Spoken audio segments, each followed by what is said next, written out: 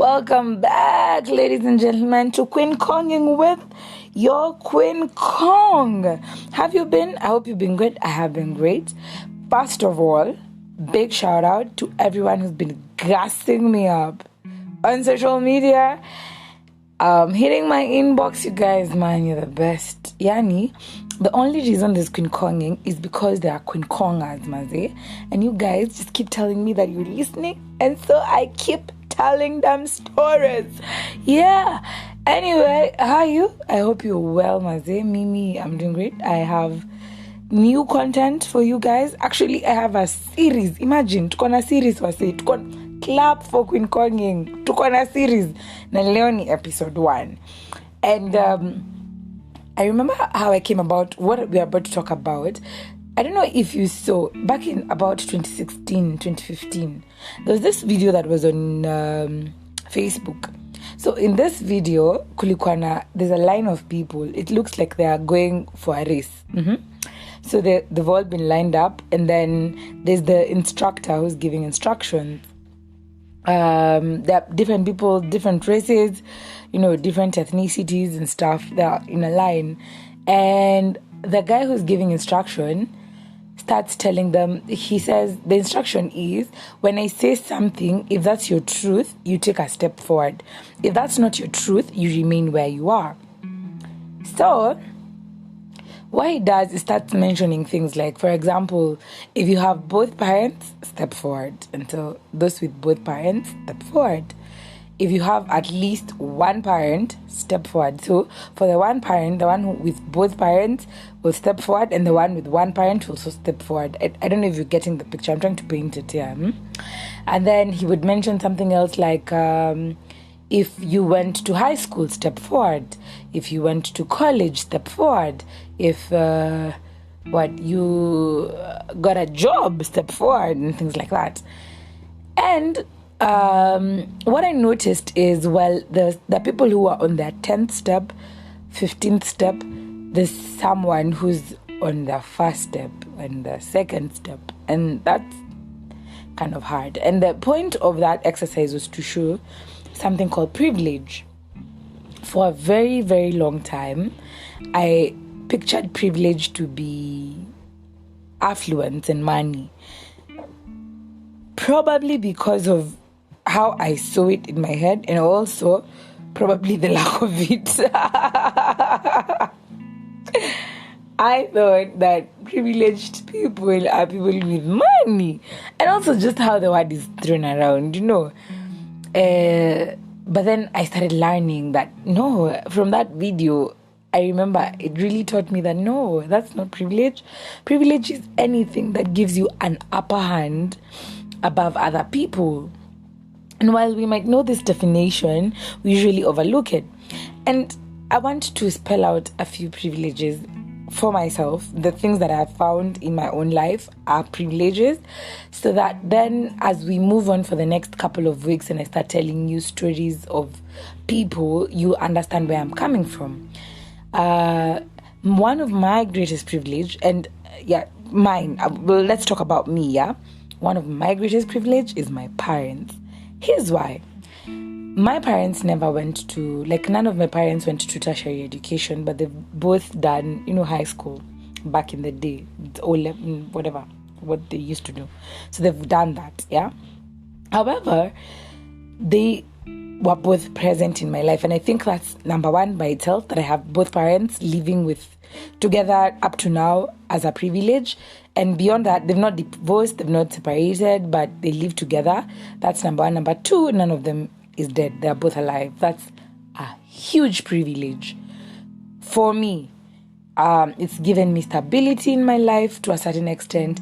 And also, I've had a nurturer, and I've had one who's been instilling the fear of God since 1994, which is my dad. Oh my God.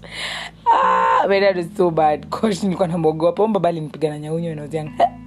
Let's not talk about that. So I have had both parents growing up, and I think that's a big, big privilege.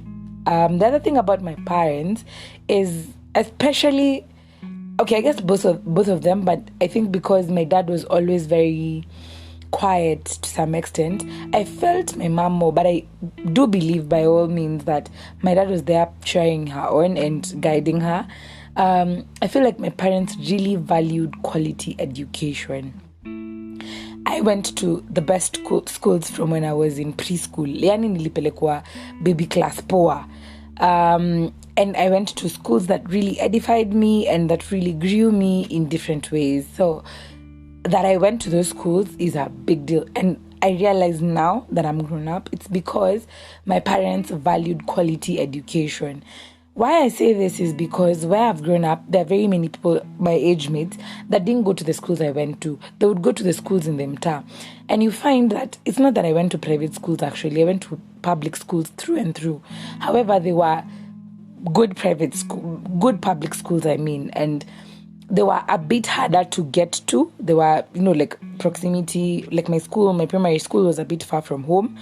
Beyond that, it was hard to get in. But my mom hustled her way in. Like, she made sure that we were in those schools, And my high school was also a public school, but it was very expensive. And my mom had the option of taking me to a cheaper school, but she opted to, grind and kujifinyilia to Adi. I went to that school and I saw it through to the end. So that my parents cared about quality education, I feel like that was a privilege. The other privilege I saw with them is that they disciplined us. My God, I said, my father instilled the fear of the Lord upon me, and my mom, mamangu mpaka amenikata na kisu. Like, my mom, mi hata sijui watu wasemanga child sijui nini, mi ningekuwa nilisu kitambo. That woman, they really disciplined us. But I also thank God because it was not always by the road. Like, my mom, for example, really talked to us. Like, she had conversation to explain to us things, and sort of our discipline came from understanding and not just fear. At some point, like, she would sit us down as we grew up, of course. She would sit us down and explain things to us. And they really molded our character. Like, they asked us, we had religion up to a certain point, and then they let us go. Whoever wants to believe in whatever, they are allowed now. But, like, to a certain extent, the character was molded. That is the first and one of the biggest privileges that I think I saw. Because the people who I felt lost their way along the way, this is one of the privileges that they did not have, a parent or both parents. And with those things that I've explained. And then the other privilege was resources. I keep saying that my home is an my home is an abundance of essentials. Like, we had everything we needed to get us to where we were going. Sometimes we didn't have luxury, actually, to be honest, but we had everything we needed up to and until now. And I remember thinking about this the other day while I was in the kitchen, and there's this small baby who we raised at home, and she was in the house and she wanted nyanya. You know how unakata nyanya, and then a child wants to eat nyanya and carrots.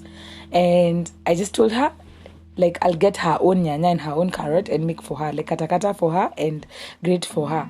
And I remember she made a comment and she said, "Sikienda kwa kina nani yo nyimwa nyanya."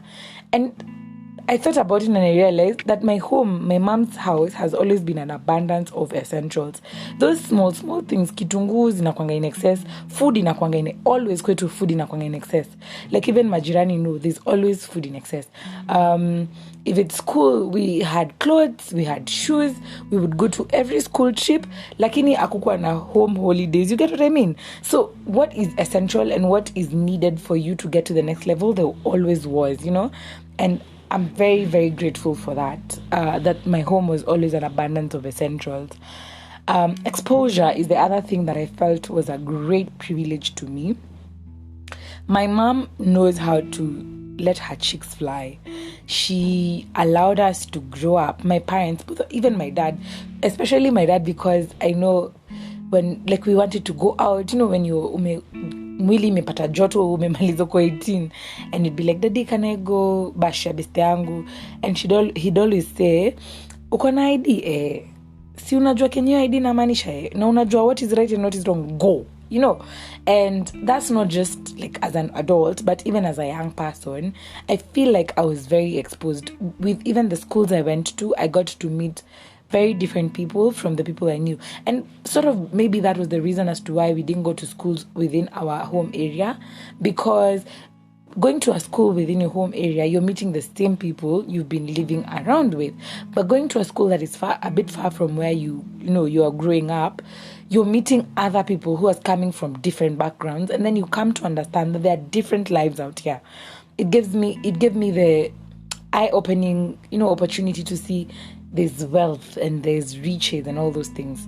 And so I feel like I was very exposed from a very young age, and sort of it really helped me. And the last thing I feel that I'm going to mention today is community between my parents, like a very close-knit family, and then, a very close-knit extended family, and just very good people, friends of my parents and things like that. So there was a sort of community that surrounded us. And every one of these things is a privilege. It's not something that everyone has. And I think growing up, I didn't see it as such until I look back at the people I grew up with, and you're starting to wonder, nani alipotelea wapi? And then you look at their lives and you see, this was lacking, this was lacking, this was lacking. And sort of it added to, like, it took away from the person that they would have been in future, if you know what I mean, yeah?